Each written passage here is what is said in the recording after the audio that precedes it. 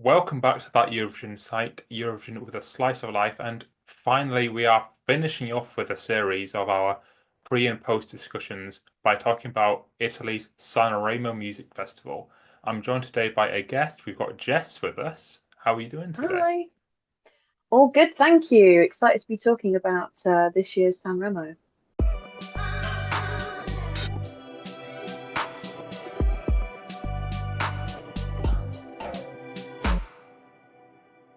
For those who don't know what Sanremo is, it's essentially, as well as being the way Italy kind of, we'll get into that, selects their Eurovision entrant, it's just a week in February that's basically the biggest thing in Italy in the media.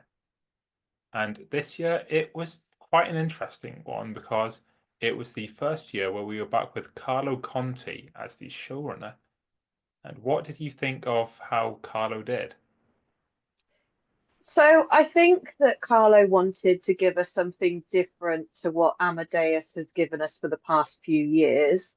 And I do kind of see where he wanted to go with it in making it more about the actual songs that were entered into the competition and make it a bit more serious.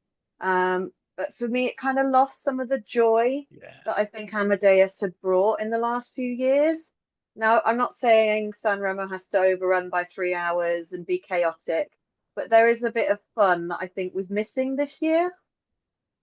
Yeah, I definitely think it's gone from a fun entertainment show to prioritizing we want really good music or what they think is really good music. And you can tell that because of Simone Cristici, I think, who was rejected from one of the Amadeus ones. And I think that is the biggest teller of what each showrunner wanted at their Sanremo. Because Amadeus, he wanted to have some fun, and really sad thing about, like dying parents doesn't really fit in with that. Whereas that is the Carlo Conti mantra really in a song. Mm. And you can tell because of how well it did that it's a very different show now. Yeah, and I think even the way, some of the artists spoke about Amadeus, it's a very different atmosphere that Carlo has created, which isn't necessarily a bad thing, depending on how it's done.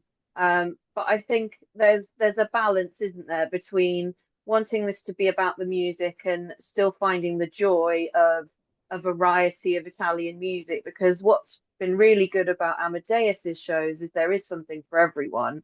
Whereas I felt there was a little bit less for me personally, liking more upbeat songs and, wanting to see more from female artists in Sanremo. There was a bit less of that for me this year. I also think just in general, Amadeus was just far better at hosting an event than Carlo is. Whereas Amadeus, he was Sanremo, really. That he is a massive part of why people were watching, whilst Carlo was just there at times. And I felt most of the time he was kind of being really helped along by the co-hosts that he brought in, and they Mm. were the ones providing the entertainment most of the time. I think you're so right. I think that the co-hosts did their best to try and bring some of the fun that we've come to expect with Sam Rama back in. But you could almost see a clock in Carlo's head going, we're 3 minutes behind, we're 4 minutes behind, we got to get these artists off the stage, get the next ones on. And it was very bish bash bosh, which I think it lost some of the fun really for me. And let's get into the songs themselves. Which ones this year were the standouts for you? So I did really enjoy Fedez in the end. It was nice seeing something a bit different from Achille Lauro as well. And then we have to talk for me about Clara and about Georgia. I thought they both did a phenomenal job on that stage this year. I would like to talk about Joe and Theodore because she was this year's from a I know nothing about this person coming in. I'll be honest, Mm. I was waiting for Francesca Michelin to come on the first night, but then she was just, okay, we'll get through this one, and then she just completely blew me away. I was really impressed by all the female artists this year. I thought they were all doing an amazing job. Rose Villain as well. I like that she does something different to everyone else each year, and she almost tries this thing where she mashes styles of songs together. And I thought it worked really well this year. Another one, Coma Cosi, I just think was really, really fun and just Yeah, sweet, innocent fun. And I'm happy it did as well as it did, but also quite surprised because it's the Carlo Conti show now. I feel like I didn't know what to expect from the results this year because it was such a different kind of show that was put together, and you never really know how both the Italian public and then all of the press are going to respond to Yeah. things. Yeah, so the one who did end up winning was Olly with Ballad and Nostalgia. Was that an outcome you were happy with or one you were expecting? I wasn't necessarily expecting it, and I wasn't necessarily thrilled about it either. The song just wasn't for me. Clearly, it was for a lot of people in Italy, so that's absolutely fine. It's just not my personal cup of tea. Um, I was disappointed in the top five as well, generally for me.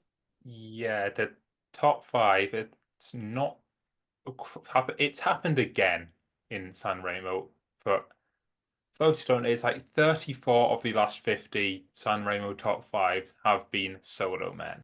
A lot of the other 16 have been groups with mostly men and male vocalists. It feels like it's become a pattern now. Yeah, it definitely it doesn't feel good because we know Italy has incredibly talented female artists. We've seen it with Angelina Mango. We've seen that women can win, but I do think it's such a disappointing thing to see so many of those top fives be male only because I don't think anyone can necessarily argue, oh, this person should have won instead of this person, but the proportion is clearly skewed in such a way that women aren't seen in the same way as some of these male vocalists. I mean, we just have to look at Duets Night with Georgia and Annalisa. That gave me goosebumps, and we still didn't see Georgia in the top five with her own song. Yeah, it really feels they're being held to much higher standards, especially I think this year. Is there really an excuse for, even though the song was not for me, Georgia not being in that top five, Mm. when I think there are a lot of lesser songs and performances that got in there? Yeah, it's one of those things where I did enjoy Fedez because I believe Fedez was top five, but that was probably it for me, and it wasn't necessarily my absolute favorite song of the year either. And so it's just so disheartening seeing Italian women on that stage striving to achieve the same things that men are achieving and being picked at the post at every opportunity. But perhaps in future years, that's something Carlo might want to look into and have a think about. Maybe. But the winner, Ollie, he caused actually quite a stir afterwards by becoming the first Sanremo winner since 2016 to say, no, I am not going to Eurovision. What do you think this means for Sanremo and Eurovision, like in the short term, long term? It's so hard to say, isn't it? Because I suppose going to Eurovision is a big ask of any artist, especially because you're putting yourself, if you say yes, you're putting yourself on the biggest stage in Europe, performing to millions of people. And as we know, with the scheduling and the rehearsals, it's a really hard thing for an artist to do and to come out on the night and then give an amazing vocal performance. You'd hope that with Sanremo being across 5 nights in a row, they'd be somewhat prepared, but it's still a huge ask.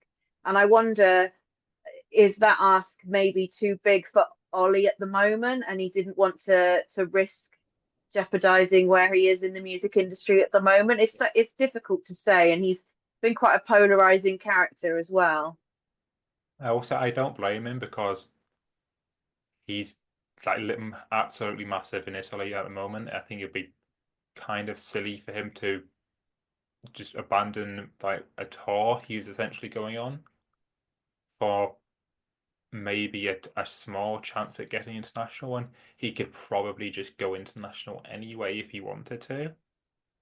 I also think Yeah, it's maybe a sign of things to come under the sort of new look Sanremo under Carlo Conti, in that I feel like Amadeus Sanremos were more Eurovision-y in the way that it's already a variety show. It's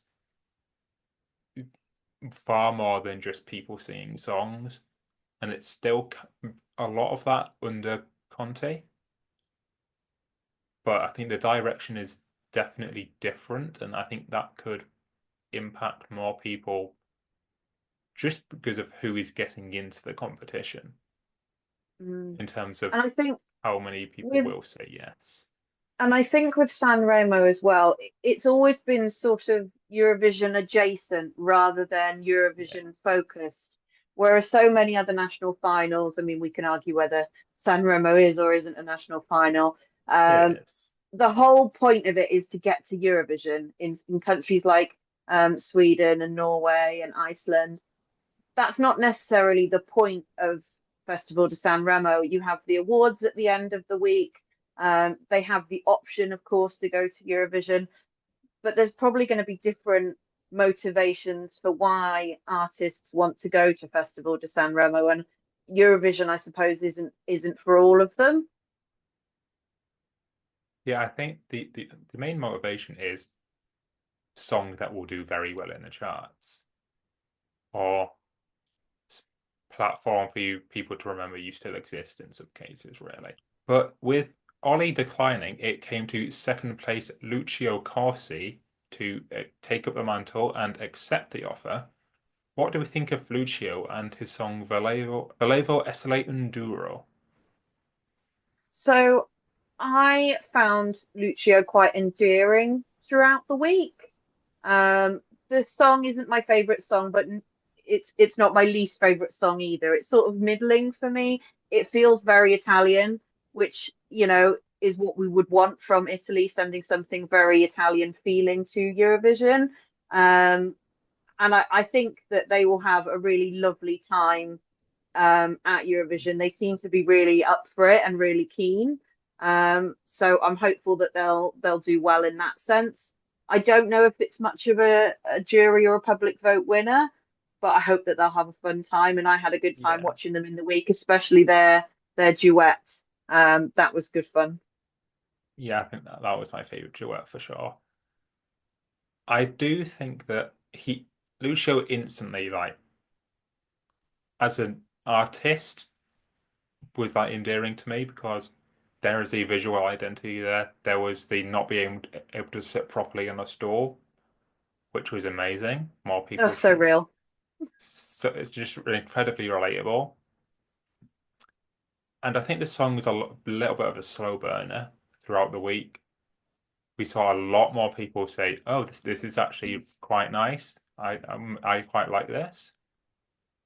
But as for Eurovision, I have literally no idea. I think it's kind of the rogue one in the lineup, in that this could come like sixth place, it could come like 24th place. I wouldn't be shocked with either of those because it's the type of song where there's no telling how a mass audience will react to it until it happens.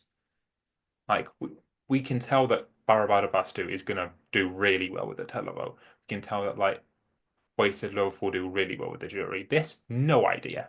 I think. Hi, hi, honey. We'll have to cut this bit out. Here we go.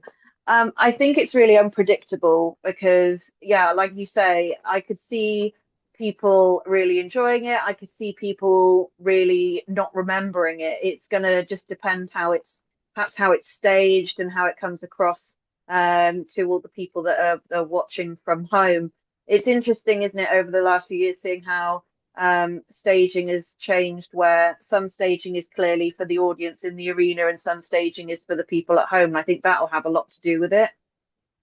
I also think it's probably one of the more running order dependent songs we'll get, in that it could make or break it entirely. It could really stand out in between fast-paced ones, or it could just be drowned out between them.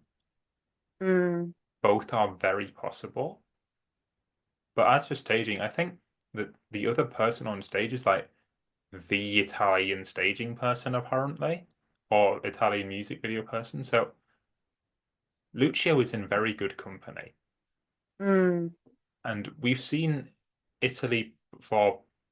Like Marco Mengoni wasn't really a favorite before 2023, but at what he ended up doing really well and had some pretty nice staging to go with it.